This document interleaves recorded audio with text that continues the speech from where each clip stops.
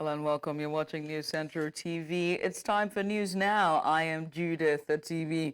The top stories of this hour. Ahead of Rivers State local government elections, protesters stormed PDP Secretariat over voters' register crisis. South Sudan's President Salva Kiir fires National Intelligence Chief. And boat carrying passengers and goods capsized on Lake Kivu. Several 20 bodies recovered. We'll give you details of these and more shortly.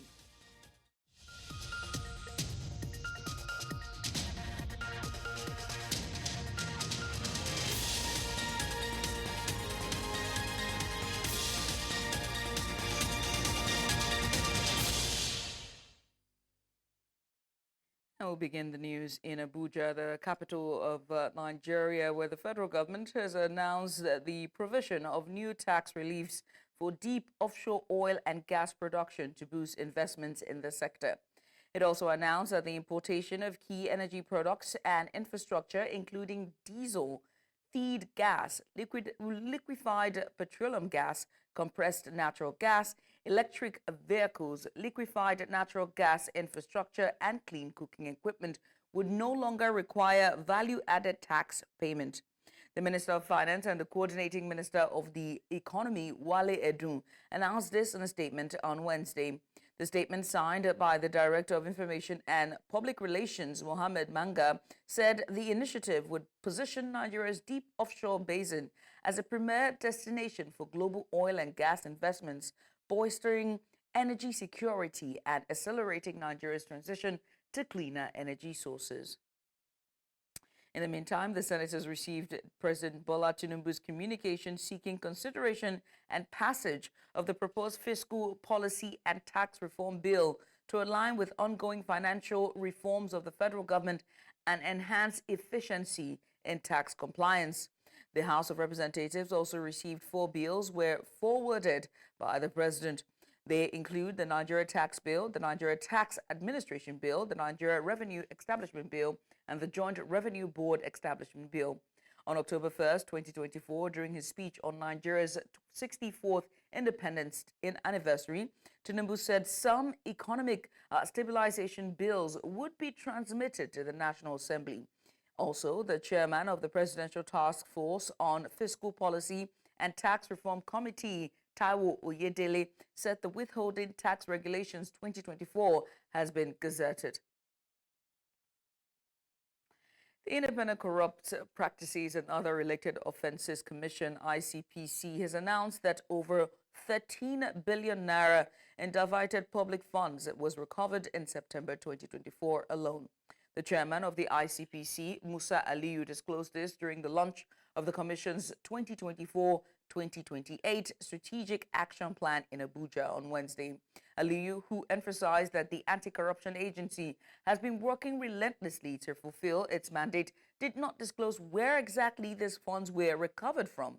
The ICPC boss also disclosed that the commission is digitalizing its operations, which he said will position it as a leader in leveraging technology to combat corruption. And on to security, where a bill is seeking to license the operation and practice of private investigators in Nigeria has been stepped down on the floor of the Senate. The sponsor of the bill, Osita Ngwa, was advised to step down the bill after some senators described the proposed bill as a recipe for disaster. News Center's Imano Bogudu reports. It's the first plenary of the week on the floor of the Senate, and the bill seeking to legalize the practice of private investigation in the country was discussed by lawmakers. The sponsor of the bill took time to highlight some provisions in the bill which he says seeks to provide a framework for the licensing and practice of private investigators in the country. Serious socio-economic and even political consequences. A legislative framework will provide a much-needed clarity and consistency in regulation of the information gathering practices of private investigators. This will help to enhance capacity to access information relevant to investigation and also help protect privacy of citizens. This divided the Senate as some lawmakers spoke in favor of the bill while others kicked against the bill, saying it will cause more harm than good. For all intents and purposes, it's desirable. We should be able to support it and pass it. The licensing of these people should be able to regulate the conduct of people so licensed. It's not for witch hunting or somebody going to investigate anybody at his whims and caprices. The effort of this private investigation is very complementary in many dimensions, and this will assist our businessmen in the area mentioned by the mover in terms of fraud prevention, insurance fraud, aviation, and many more, even in bank charges. I think that it would be risky to license anyone to have the right to approach any one of us and ask certain questions because the law has empowered him so to do. It will just be a license for extortion, a license for blackmail, an unnecessary rivalry, and it will not be controllable. I'm against the bill because if you are asking people to go and be licensed, I presently practice private investigation in this country. I investigated a lot of people in this country as a forensic accountant. I cannot go for another under another regulatory agency for me to be licensed to practice. After a heated deliberation, the President of the Senate advised the sponsor of the bill to step down the bill and further consult with other lawmakers who have raised concerns about the bill. A country where we have numerous wives, and then any of the wives can approach a private investigator, and they will bring very false evidence against you, and at the end of the day, you end up being scandalized. Social media will take that report as if the report is true. But however, I want to urge a view of the divergent of views and the concerns raised by your colleagues. Do you want to reject this and then represent it so that we just step it down? The issue you raised now was one of my major concerns. Somebody said that several men will not be very comfortable with it because it will impinge on their freedom of going to the other way. Meanwhile, a bill seeking to establish a Federal University of Agriculture and Tropical Studies, Atibi, Osun State, passed second reading on the floor of the Senate. Most of this focus on science and technology, hence the need to establish the Federal University of Agriculture and Tropical Studies, Atibi, Osun State, to increase the number of agricultural universities. This will help the back-to-land policy of the federal government to ensure the diversification of our national economy. Distinguished colleagues, a bill for an act to establish the Federal University of Agriculture and Tropical Studies, Atibi, Osun State, and make comprehensive provisions for its due management and administration and for related matters 2024 SB 569, second reading taken. The bill, if passed into law and assented to by Mr. President, makes provision for 3 Federal University of Agriculture and Tropical Studies in the country. In Abuja, for News Central, I am Emmanuel Bagudu. Parents have expressed concerns over the closure of primary schools across the 6 area councils of Nigeria's Federal Capital Territory following the ongoing strike action by the local education authority teachers. The primary school teachers within the FCT earlier embarked on an indefinite strike over unpaid salary arrears for the last 25 months, despite repeated appeals to effect the payment. News Central's Joshua Imarai has more on this report. Public primary schools in Abuja have been closed as a result of the teachers' ongoing strike action. Some of the students who have been idle since the strike began are currently seen playing football in the streets. I came to play ball because I'm free at home. There's no teacher that's going to teach me how. I hope very soon that they will end this and will come to school. The parents of the students say their children have suffered significant setbacks as a result of the ongoing strike action. Look at some private school, children are going to school, but the government school, children are at home doing nothing. They are asking me questions every day. What happened? Why your children are not going to school? So I feel embarrassed. So because of we don't have enough to put them in private school, we say, okay, let them come and just join public school. We don't know whether the government want us, as we don't have the money Does it mean our children will not go to school? As my child, every time he wake up, he will tell me, Mommy, I want to go back to school. In the extent, he was telling me that I should change his school. Many children are not in school as a result of the primary school teacher strike in the Federal Capital Territory. The parents of these students say attending private school is not an option given the state of the nation's economy. However, the parents are calling on the government to resolve the issue so the kids can return back to their classrooms.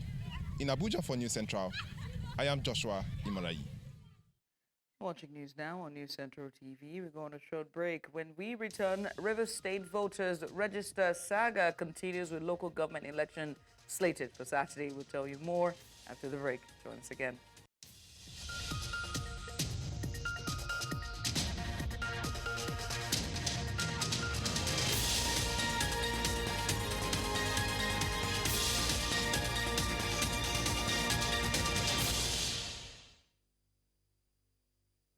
And welcome back. Now to political matters.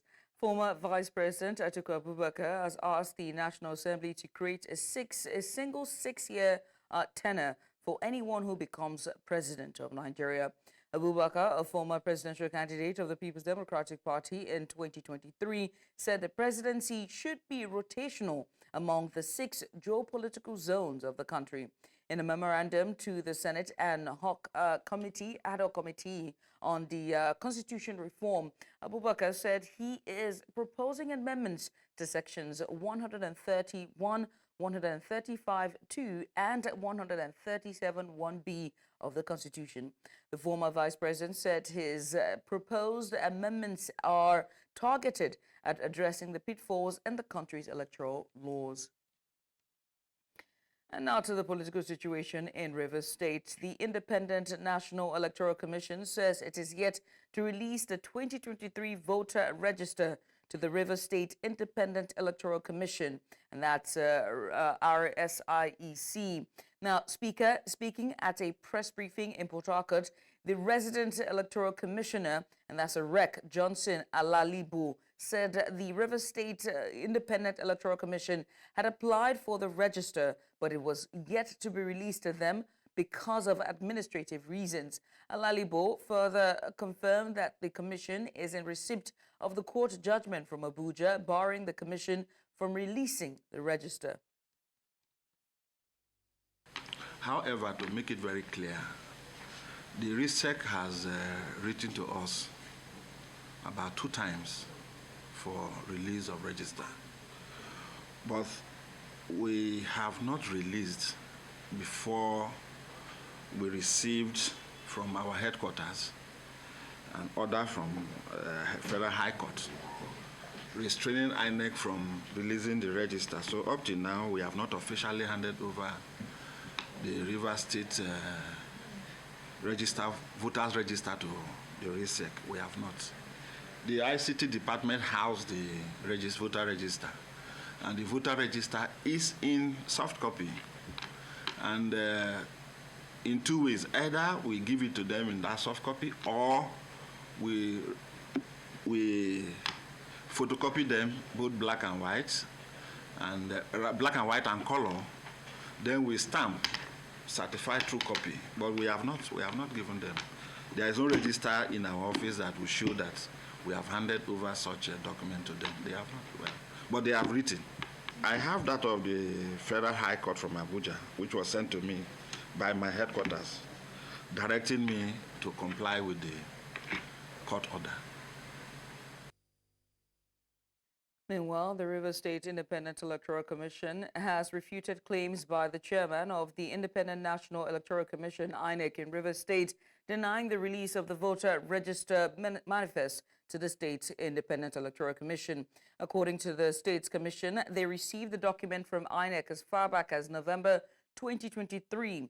Now, this was disclosed by the Commissioner for the Rivers State Independent Electoral Commission for Public Affairs and Civic Education, Tobin Tabuno Tonye. While addressing the issues surrounding the court ruling against the release of the voter registration details, Tamunon Tonye also referenced the court judgment instructing the State Electoral Commission to use the 2023 voter registration data. He affirmed that nothing is hindering the elections as the commission is strictly adhering to the law. As we speak, we don't have a copy of the judgment as far as the Sixth Commission is concerned. We do not have that judgment, copy of that judgment with us. The copy of order of the court that we have is the one that the Commission received on the 6th of September 2024 to the effect that we are, by that order, mandated to conduct the local government poll. The Independent Electoral Commission also mandated to release the voter register for us and the likes. Let me place it on record before the hearing of the entire world that as we speak, we are already in possession of the 2023 updated voters register for the conduct of the October 5th local government poll in Rivers State. In the meantime, the Inter-Party Advisory Council, an association of registered political parties in the country, has thrown its weight behind the October 5th deadline for local government election in Rivers State. IPAC chairman in Rivers State, Soame Osaro, at a media briefing in Port Harcourt, said the decision followed careful observation that there is no legitimate court order restraining the State Independent Electoral Commission from conducting the poll. He said the order from a federal high court in Abuja cannot stand on the grounds that it came after a court of coordinate jurisdiction in Port Harcourt ordered the elections to be held and that the voters register, which it restrained INEC from releasing, had already been obtained by the State Electoral Commission before the order. The October 5th election, sanctioned by the Rivers State Independent Electoral Commission, remains sacrosanct.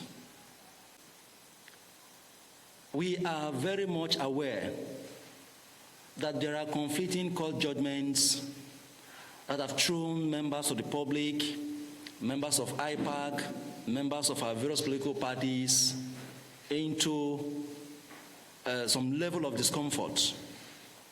And that is why we are addressing the press today to inform everyone, particularly our members, our candidates, those who have passed through processes, those who have committed their energies, resources, time to participate in this election, to prove that we are ready to provide leadership at the grassroots level in our various local governments to stand firm that the election will hold. We are standing on the authority of the judgment delivered by Honorable Justice Igwe of the Rivers State High Court that has empowered, authorized, and allowed RISEC to conduct this election with the 2023 INEC voters register. That's a judgment of Court of Competent Jurisdiction. It is strike law to also state that that judgment that came prior to the subsequent one stands. Let's also tell you that protests erupted at the People's Democratic Party Secretariat in Port Harcourt, Rivers State on Thursday as tensions rise ahead of the local government election scheduled for October 5th, 2024. The protesters, who arrived in large numbers at the party secretariat, forced security operatives to step in to control the crowd. The unrest follows growing concerns over the delay in the release of the 2023 voters register by the Independent National Electoral Commission to the Rivers State Independent Electoral Commission. Justice Peter Lifu of the Federal High Court in Abuja had, in a ruling delivered on September 30th, 2024, barred INEC from releasing the voters register to the State Electoral Commission due to legal challenges. Now, despite the court ruling, Governor Siminalayi Fubara maintained that the election would go on as planned. Away from Rivers State now, party stalwarts of the All Progressives Congress in Plateau State have flagged off campaign activities for the all-important councillorship and chairmanship elections in the state. The grassroots elections, which last held 3 years ago is slated to hold on the 9th of September 2024. The convener of the APC campaign Flag Off, and that is Yusuf Gadi, member representing Pangshi, Kankan and Kamnam federal constituencies, expressed optimism that the party will be victorious at the polls. News Center's Chizoba Anyonwe tells us more.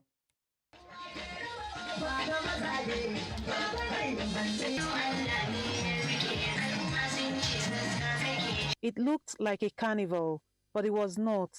It was the entrance of the state APC leaders into the stadium in Dengi, venue for the campaign flag off for the local government elections in Plateau State.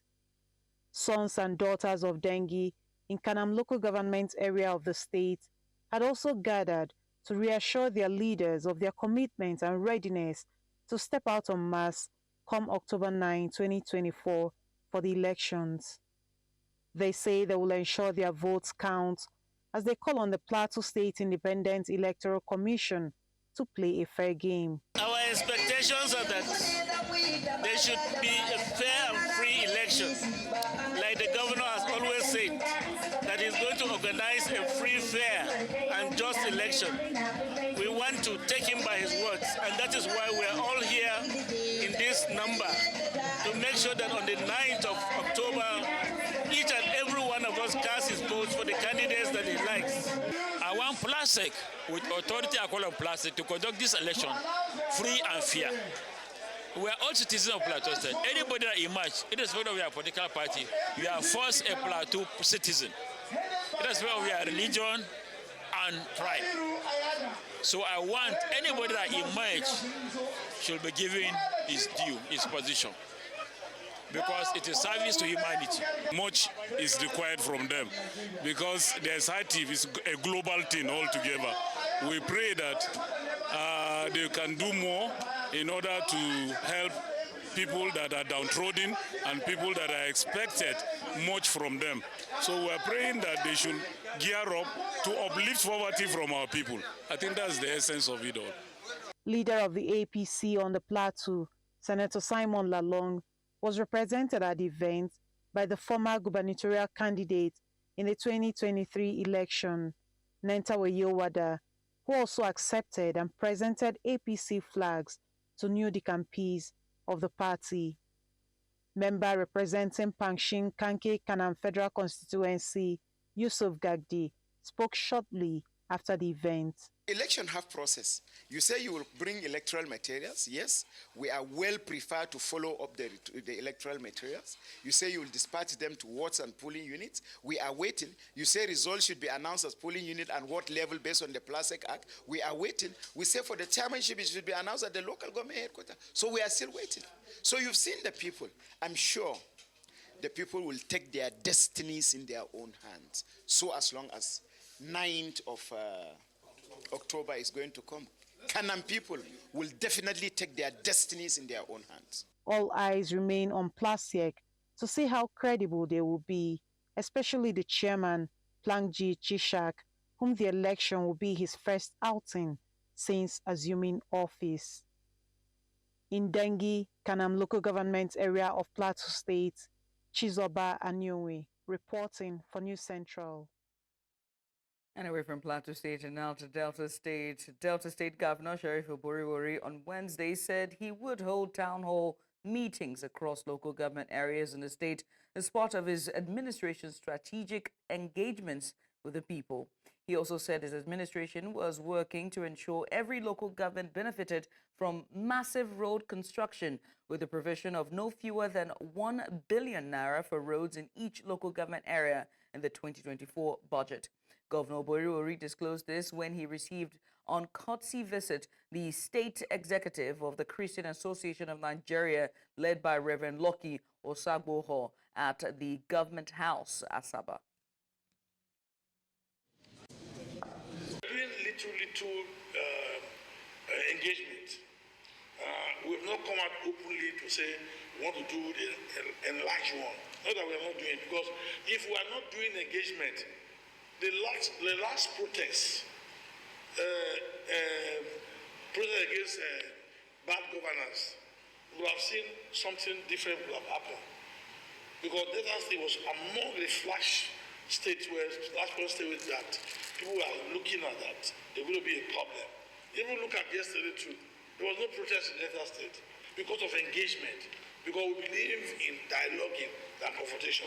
And that's what we are doing in this state. And we'll continue to do that. So dialoguing is part of also, which is engagement, and part of meeting, talking with the people. So on the issue of the town hall meeting, we'll try as much as possible. Very soon, we'll do that. Malawi's government has launched a food distribution drive for over 5 million hunger-stricken people impacted by a drought exacerbated by climate change and the El Nino weather phenomenon.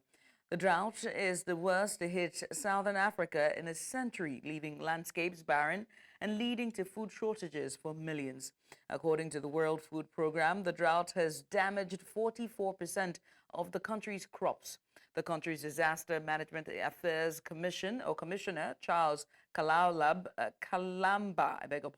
said the aid is a joint initiative between the government, the WFP and other donors.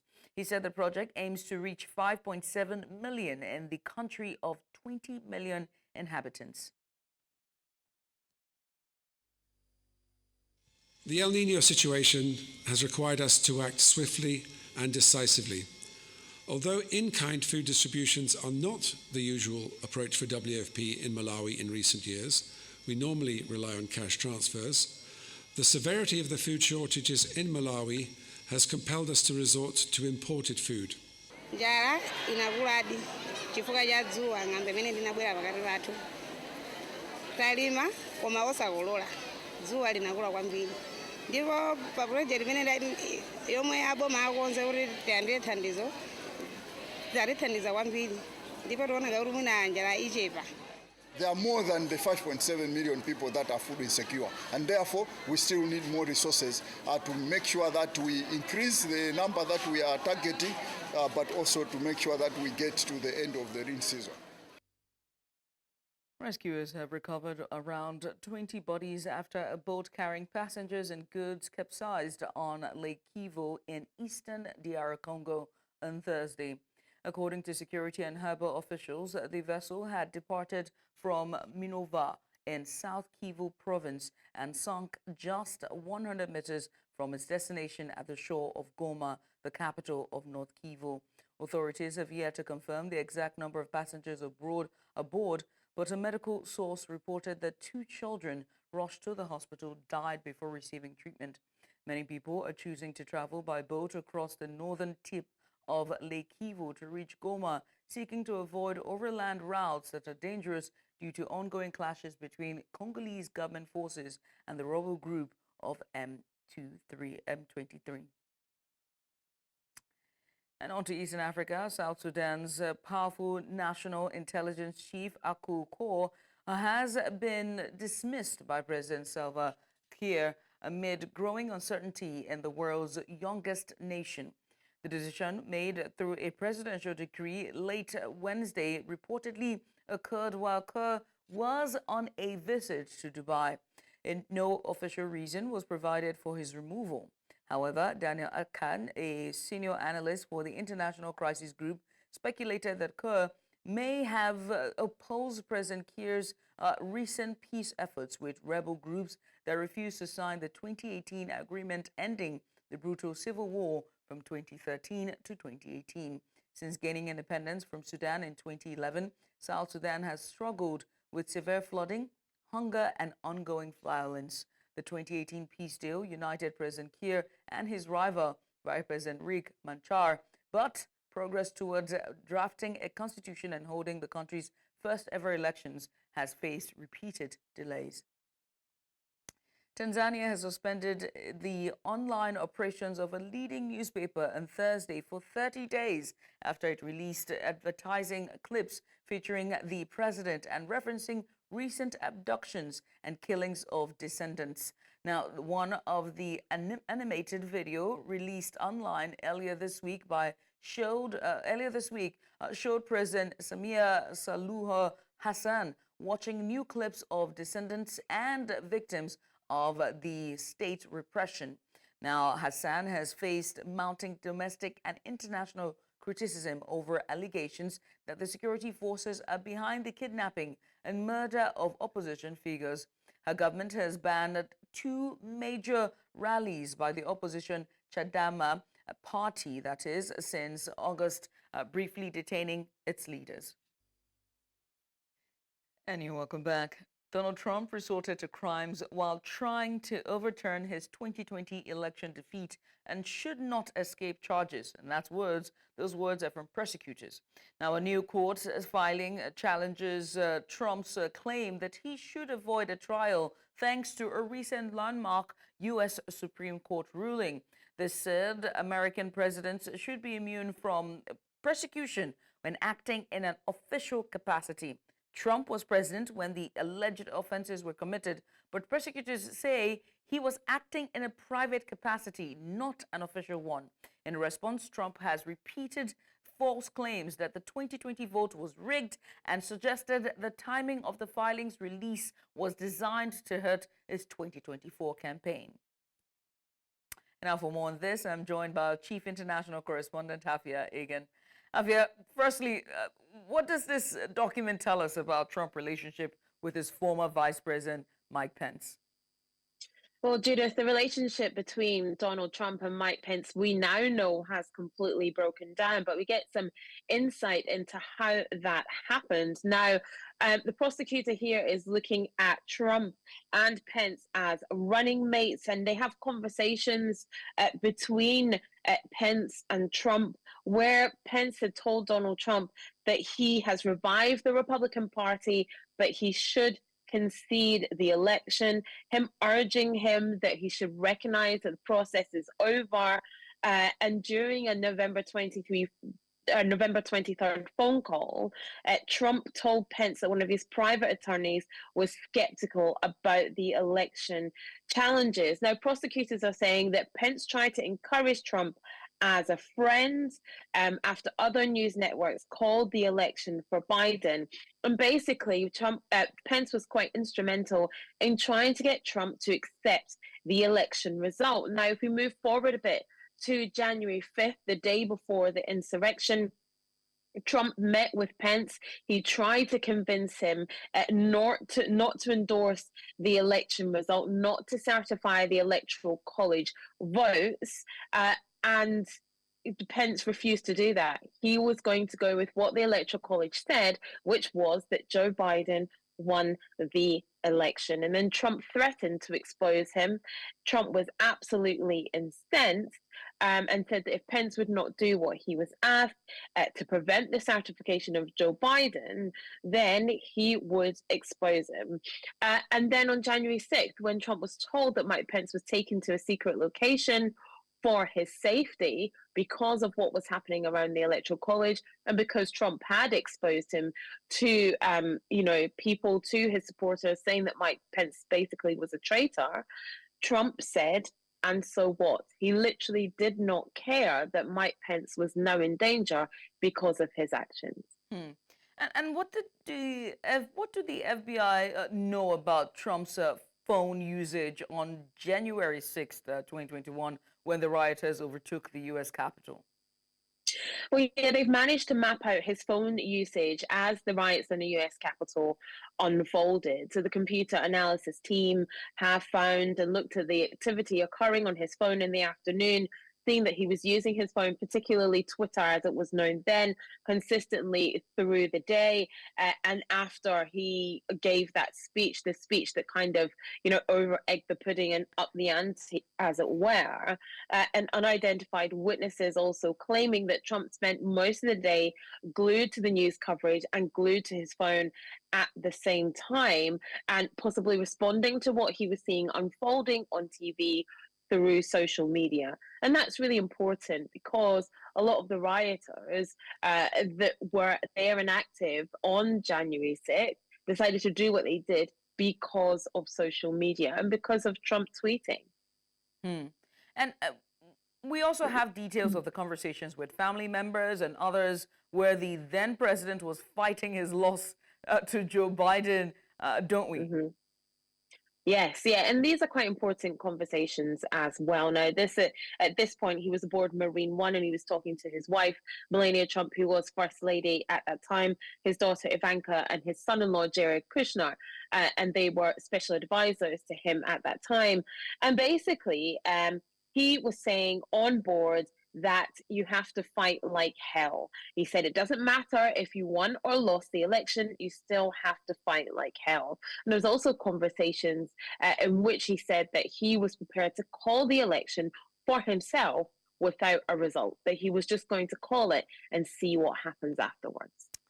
We'll see how this plays out in the international scene there in U.S. But again, Afia, many thanks for doing this with us. Afia, Chief International Correspondent for News Central TV. We switch gears now from U.S. elections and now to the unrest and conflict in the Middle East.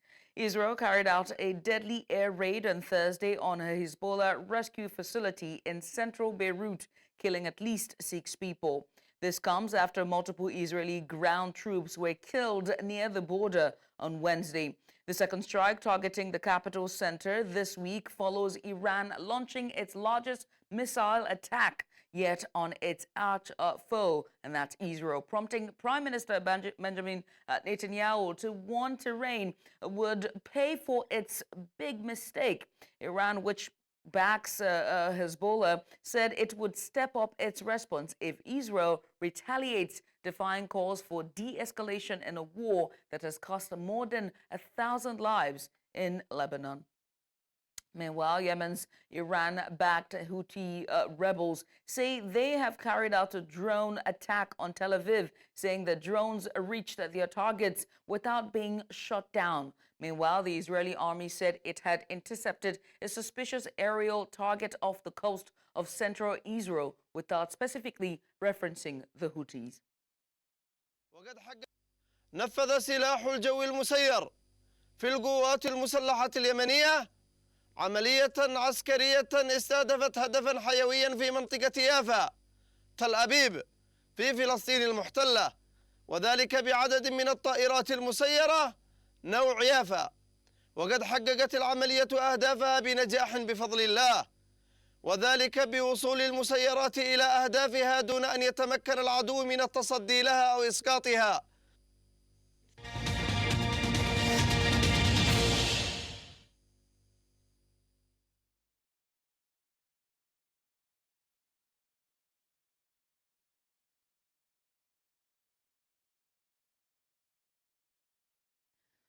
A former acting governor of the Central Bank of Nigeria, Folashodun Shonubi, has said he learned that there were intrigues and politics in the Naira redesign exercise carried out in 2022.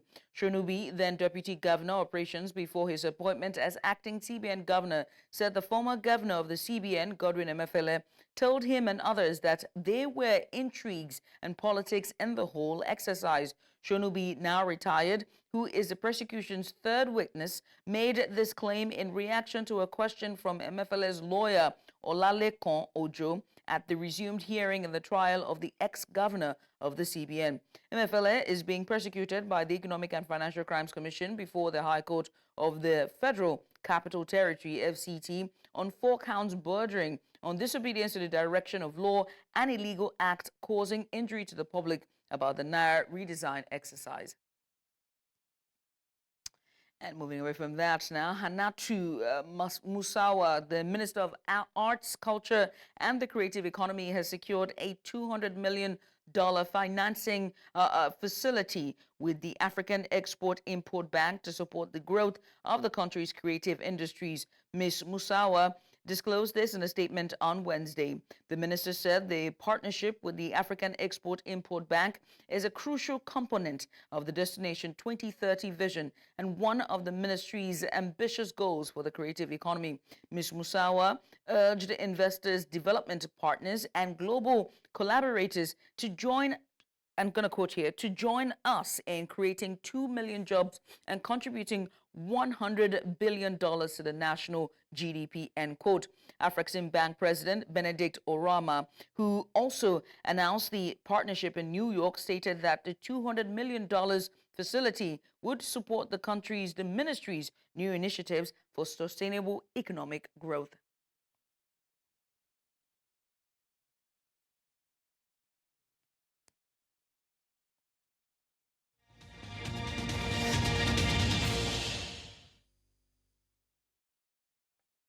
And now to sports. The main bowl of the Nnamdi Azikiwe Stadium, Enugu, will come alive on Thursday, October 3rd, 2024, as reigning NPFL champions Rangers International seek for the maximum point at stake in the rescheduled March Day 3 NPFL 2024-2025 fixture as Bayelsa United come visiting. Still feeling the pains of the 2-1 loss to current table topping side Remo Stars at the weekend in Ikenne, the coach Fidelis Ilechukwu tutored side look fit and trim to do the needful against the coach Laden Buso side that picked a draw at the weekend in Yenagua when Kwara United visited.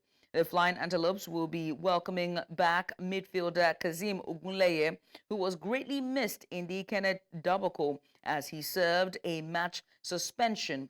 The game is scheduled for 4 p.m. local time.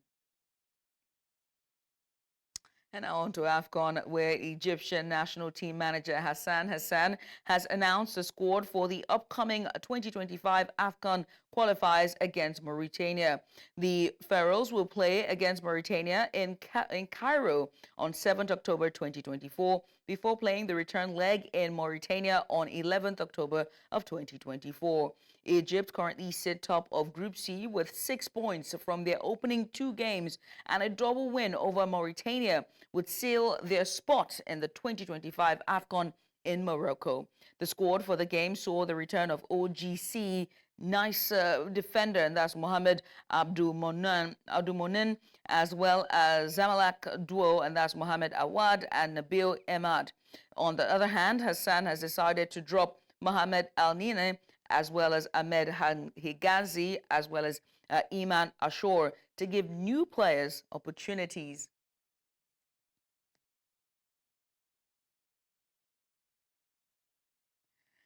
And that's all we can take at this hour. Before we go, let's take another look at some of the major stories. Ahead of Rivers State local government election, protesters stormed PDP secretariat over voters' register crisis. South Sudan's President Salva Kiir fires national intelligence chief. Boat carrying passengers and goods capsized on Lake Kivu. Several 20 bodies recovered. Now remember, they can watch us live anywhere you go on DSTV channel 422, Star Times channel 274, Avo TV, and YouTube. Judith, Atibi.